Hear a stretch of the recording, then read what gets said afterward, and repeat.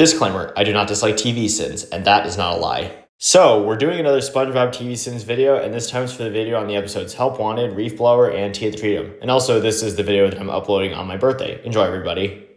Ah, the sea. So fascinating. The disembodied voice of Jacount Discousteau. I mean, Discount Jacques Cousteau. Also narration. And like I have said before, the narration is not going to go away here, since the French narrator is a character that comes up often in this show. Here we see Bikini Bottom. The existence of a bikini bottom implies the existence of a bikini top, and we never meet the boobs that live there. Wait. Actually, that's not why Bikini Bottom is called that. It's named after Bikini Atoll, and Steven Hillenburg chose that name to reference the location, which is a reference to its underwater nature. Yes, of course he lives in a pineapple, you silly. There's a pineapple at the bottom of the ocean. How did it get here? Well, this episode explains how it got there. It shows that the pineapple fell off a boat and landed next to Squidward's house and on top of his garden, and then became SpongeBob's house. That is not the sound that comes out of an alarm clock. I'd suspend disbelief that this air horn is working underwater if the episode bothered to explain where this bell end was getting its horniness from. Nah, I don't think you would have if that was explained. The inside of this pineapple is absurd. The interwebs say that the average pineapple is about 6 inches tall. Later, we'll see SpongeBob standing next to Sandy, who is presumably an adult squirrel. You cannot fit an adult squirrel in a hollow pineapple. But considering that the pineapple isn't an ordinary pineapple and is 3 stories high, it makes sense for Sandy to fit inside of it. And also, there are episodes like these 3 where Sandy is shown to be able to fit inside of SpongeBob's house with no problems. Button down the hatches, Mr. Squidward! We're taking on water, Mr. Squidward! None of these things are happening. You're just talking in boating metaphors that make zero sense for someone who lives underwater. You should want to unbatten the hatches because you're afraid of air. But considering that underwater water is shown to exist in this show, it makes sense for Mr. Krabs to be using that kind of talk here. Climb, Mr. Squidward, climb! Climbing to escape fish when you are, and I cannot stress this enough, underwater. Because like I've said before, they can't just swim in this world, and they're only shown swimming when they're at places like Goo Lagoon. SpongeBob isn't freaking out after suddenly being teleported to the abstract thought chamber from Inside Out. Arbitrary movie reference. If I were to receive a burger with this ratio of condiments, I'd complain faster than Bubble Bass missing his pickles. But there have been other times where SpongeBob has put smiley faces made with condiments on Krabby Patties and no one's complained, so... These anchovies all survive SpongeBob mowing down hunger with a fire rate exceeding 2,000 burgers per minute. But the show has established the characters can survive eating food in ways that we can in the real world, so I can understand this happening. And here's another example of impossible eating from another episode.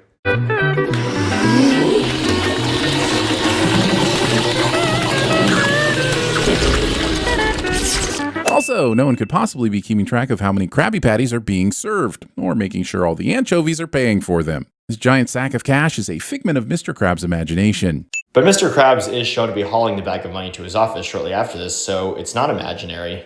Also, you forgot to put an S before the apostrophe here. Title of SpongeBob's sex tape? I'm willing to look past a lot of animated bullshit, but a coughing reef blower is where I draw the f***ing line. Honestly, I don't think so due to all the past instances of you guys sinning/questioning things intentionally meant to be unrealistic. This just add a handful of sand and gears maintenance eventually works after a bunch of other tomfoolery that I'm certain was included to distract me from this segment's anti-STEM message. Jellyfish do not buzz. But the jellyfish in the show do buzz as a way of showing that they're electric, so... Nerd! But the glasses aren't meant to make SpongeBob look like a nerd. He wears them so that he can see more clearly when he's jellyfishing. Here it is, land squirrel. For those of us that don't see biome, this is just a squirrel. But considering that SpongeBob is a character that lives underwater, it makes sense for him to refer to Sandy as a land squirrel here.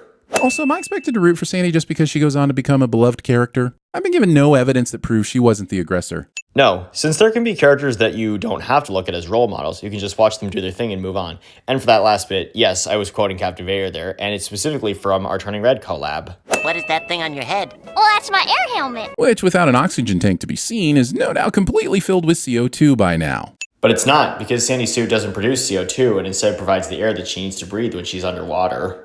Also, squirrels who have maps that send you on unnecessary penis-shaped routes. Making another inappropriate comment cliche.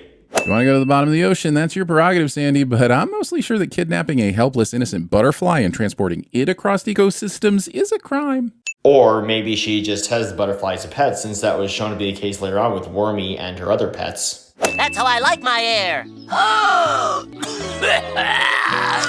I've got a damp, smelly scrub daddy in my kitchen that says sponges do not dry out this fast. But as the show establishes, if a sea creature is in Sandy's Treedome without a water helmet, then they start to dry up after a couple seconds. I gotta get out of here! I like you, SpongeBob. I don't need water! The power of Bob Spongiosum. Not capitalizing the first B in SpongeBob on these two yellow texts. I don't need it!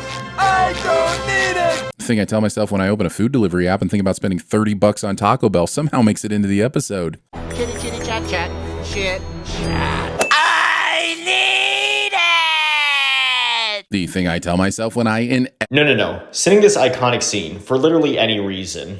If y'all needed water, you should have asked. Funny thing about that is SpongeBob did ask. Water would be nice. Agreed, and I thought the same thing when I was rewatching this episode for this video.